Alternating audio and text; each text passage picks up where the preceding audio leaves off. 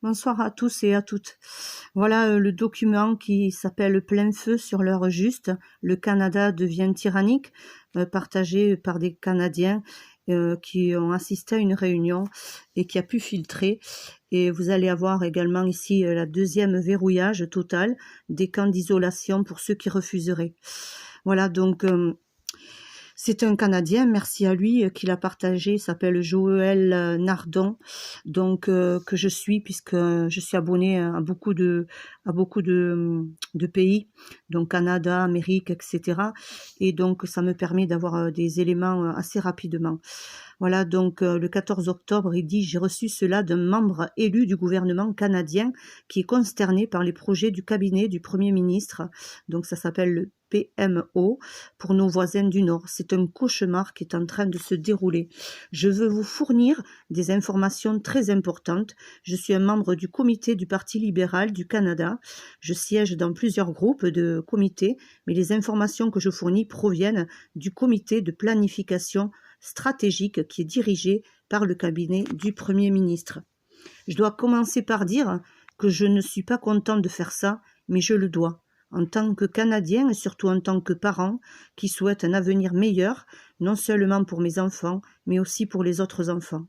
Et en ce qui me concerne, je relais également ce document et je m'ajoute également à ce monsieur et à ce qu'il évoque. Également, moi ce que je veux également, c'est le bien de l'humanité. Et voilà pourquoi je fais également tout ce travail de partage vis-à-vis d'autrui. Voilà. Voilà, c'est un document très très important et où vous allez avoir toutes les dates clés. Voilà l'autre raison, dit-il ici, ce monsieur, pour laquelle je fais cela, c'est parce qu'environ 30% des membres du comité ne sont pas satisfaits de la direction que ça prend au Canada. Mais nos opinions ont été ignorées, ils prévoient d'aller de l'avant vers leur objectif. Voici ici la feuille de route et l'objectif qui ont été définis ici par le PMO et ce sont les suivants. Donc, petit point, premier point. Mettre progressivement en place les restrictions d'un second verrouillage sur une base continue en commençant par les grandes régions métropolitaines d'abord et en s'étendant vers l'extérieur prévu d'ici novembre 2020. Accélérer l'acquisition ou la construction d'installations d'isolement dans chaque province et territoire prévu décembre 2020.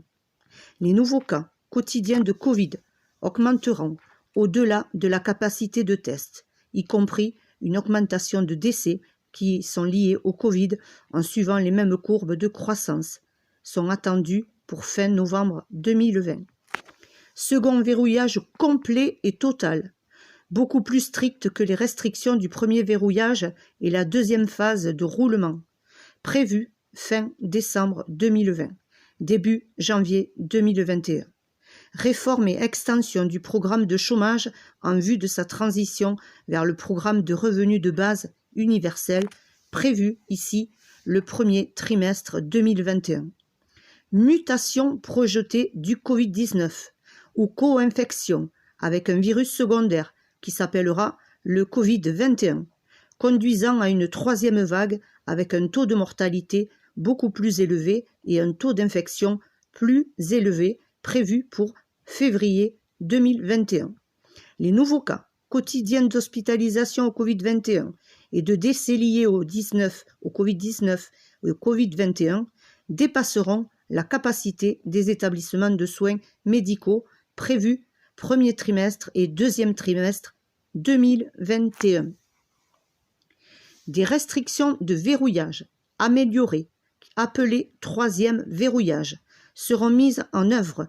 Des restrictions de voyage complètes seront imposées, y compris entre les provinces et les villes, prévues au deuxième trimestre 2021. Transition des individus dans le programme de revenu de base universel, prévu deuxième trimestre 2021. Rupture projetée de la chaîne d'approvisionnement, pénurie de stock, grande instabilité économique, prévue fin deuxième trimestre 2021. Déploiement de personnel militaire dans les principales zones métropolitaines ainsi que sur toutes les routes principales pour établir des points de contrôle des déplacements limiter les déplacements, fournir un soutien logistique à la région, attendu pour le 3e trimestre 2021. Parallèlement à cette feuille de route qui a été fournie, le comité de planification stratégique a été invité à concevoir un moyen efficace de faire passer les Canadiens en transition pour faire face à une entreprise économique sans précédent. Une solution qui changerait le visage du Canada et changerait à jamais la vie des Canadiens. Ce qui nous a été dit. Donc, ça c'est le monsieur qui nous partage ce document. Canadien, ce monsieur canadien. Ce qui a été dit, c'est que pour compenser ce qui était essentiellement un effondrement économique à l'échelle internationale, le gouvernement fédéral allait offrir aux Canadiens un allègement total de la dette. Voici comment cela fonctionne.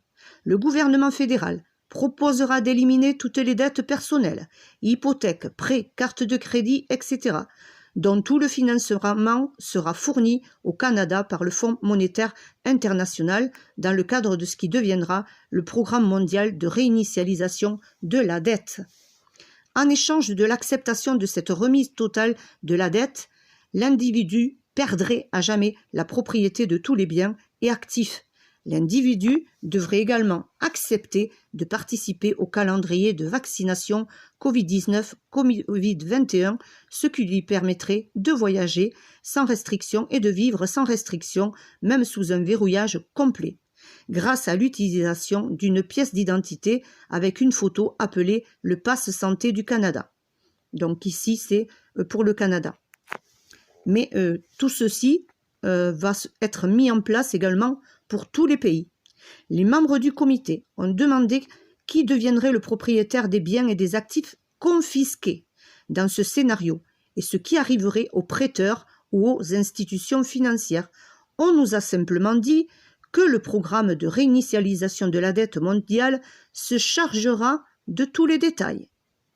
On vous laisse vraiment dans un vide total, c'est-à-dire qu'on va vous confisquer tous vos biens demain, donc tout ce que vous avez et tous vos actifs, et on vous dit pas si on va vous les rendre ou pas.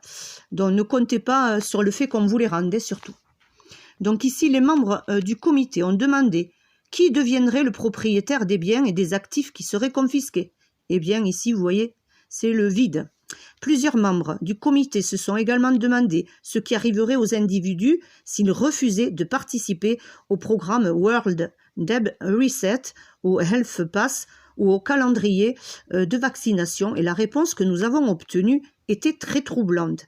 Essentiellement, on nous a dit qu'il était de notre devoir de nous assurer que nous élaborions un plan pour que cela ne se produise jamais. On nous a dit qu'il était dans l'intérêt des individus de participer. C'est-à-dire, si tu ne participes pas à ce qu'ils ont mis en place, on te mettra dans le camp d'isolement. Lorsque plusieurs membres du comité ont insisté sans relâche pour obtenir une réponse, on nous a dit que ceux qui refusaient vivraient d'abord indéfiniment sous des restrictions de verrouillage.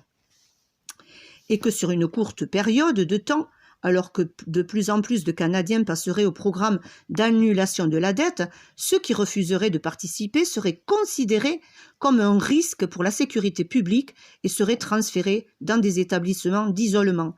Une fois dans ces établissements, ils auraient deux options, participeraient au programme d'annulation de la dette et seraient libérés, ou ils resteraient indéfiniment dans l'établissement d'isolement sous la classification d'un risque grave pour la santé publique et verraient tous les biens saisis. Donc vous pouvez imaginer, dit-il ce monsieur ici, après avoir entendu tout cela, ils ont eu une autre discussion un peu plus mouvementée et également une discussion qui s'est intensifiée au-delà de tout ce qui l'avait jamais imaginé. Voilà, c'est clair et net que quand tu as tout ça sous les yeux, c'est terrible. Voilà, en fin de compte, vous voyez ici le PMO, donc ce groupe, a laissé entendre que l'ensemble de l'ordre du jour ira de l'avant, peu importe qui est d'accord ou non. Donc ici, vous voyez, ils sont stricts, que ce ne sera pas seulement le Canada, mais toutes les nations auront en fait des feuilles de route et des programmes similaires que nous devons profiter des situations qui nous attendent pour promouvoir un changement à plus grande échelle pour le mieux-être de tous. Les membres qui s'y opposaient et ceux qui soulevaient des questions clés qui découleraient d'une telle chose ont été complètement ignorés. Voilà. Donc, ils n'ont pas fait du tout attention aux questions qui ont été posées, imaginez-vous. Hein. Donc, pendant la réunion, malgré les questions, eh bien, on les a ignorées totalement.